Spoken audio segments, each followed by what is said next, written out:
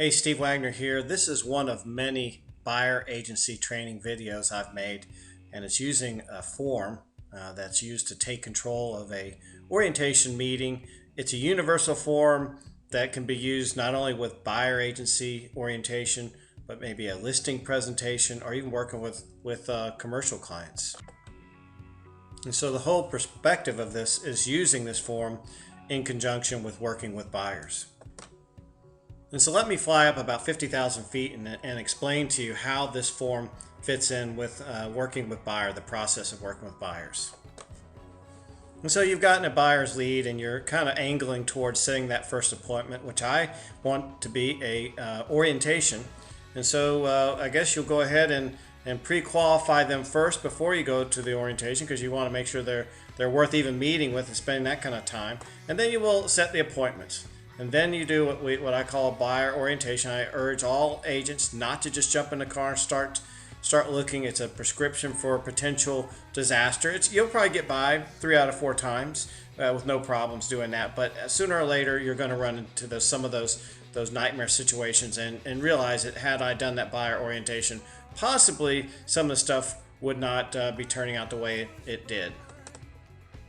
And so at the buyer meeting, buyer orientation, I usually have to start off explaining why we're meeting here, because sometimes they just think we're going to be jumping in cars and looking at houses and so forth.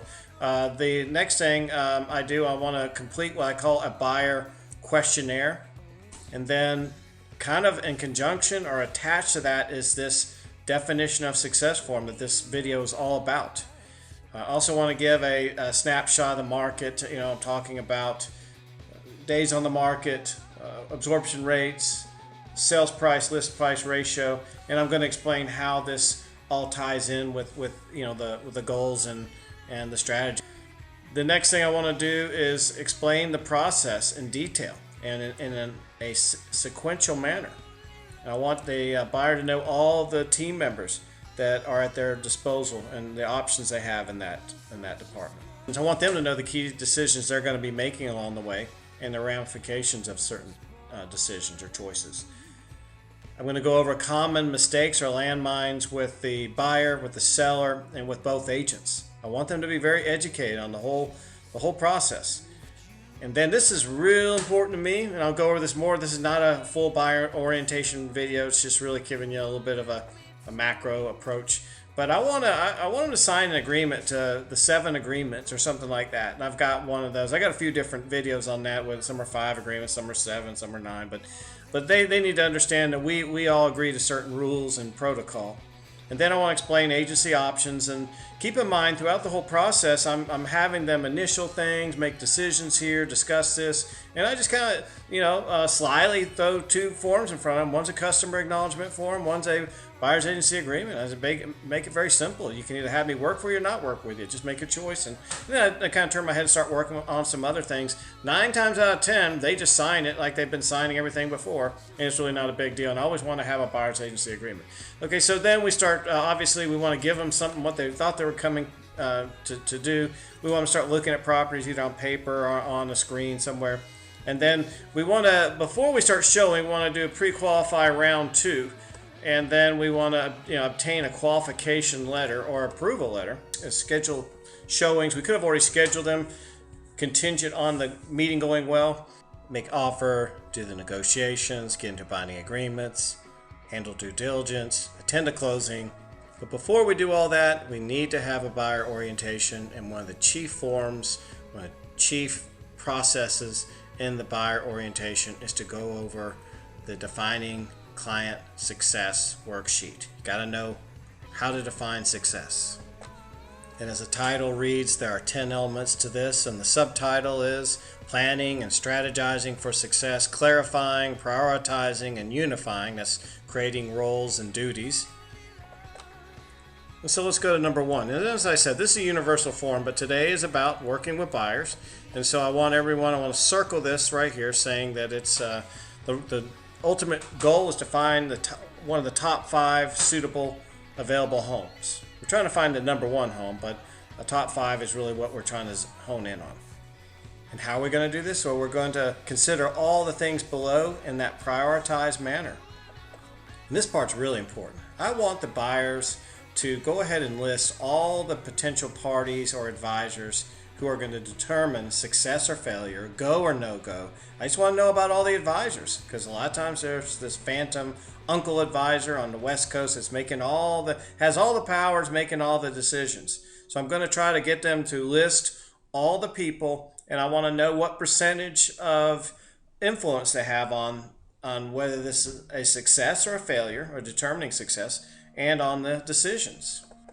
I also want them to know there are other local professional advisors that know about this entire process that don't necessarily have to be here, but will be available to them, and I can give them recommendations on their request. But I'm very clear about that. I want the decision makers and advisors to be disclosed up front, and they need to be present at almost all meetings and outings. These next two elements are kind of attached at the hip. I've got one checkbox for gross financial outcome, and then I've got another checkbox for net financial outcome. My objective here is I want to educate the buyers that there is a difference between gross financial outcome and net financial outcome. So gross is basically just the price that they offer. It could seem like it's on the high side, but what if the seller's giving like 5% in closing costs, or a high amount of closing costs, giving appliances, and then also there could be some extensive upgrades that the buyer really wants, most likely would pay for later on, but they're getting them at a discounted rate. So I want to stress to the buyer that net financial outcome is really more important than gross financial outcome. This is also a point I drive home heavily on a seller orientation or listing appointment. And the next two are also kind of attached at the hip. I'm trying to differentiate needs and wants and then kind of prioritize them.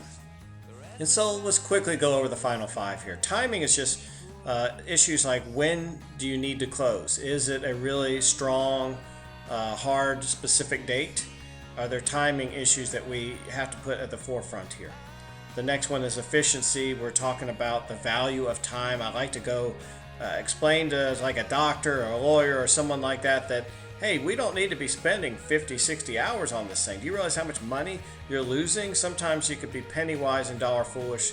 And I also kind of, do a little educational thing here, explaining that we're going to try to be efficient here, and I'm going to get them to commit just how important that is to them.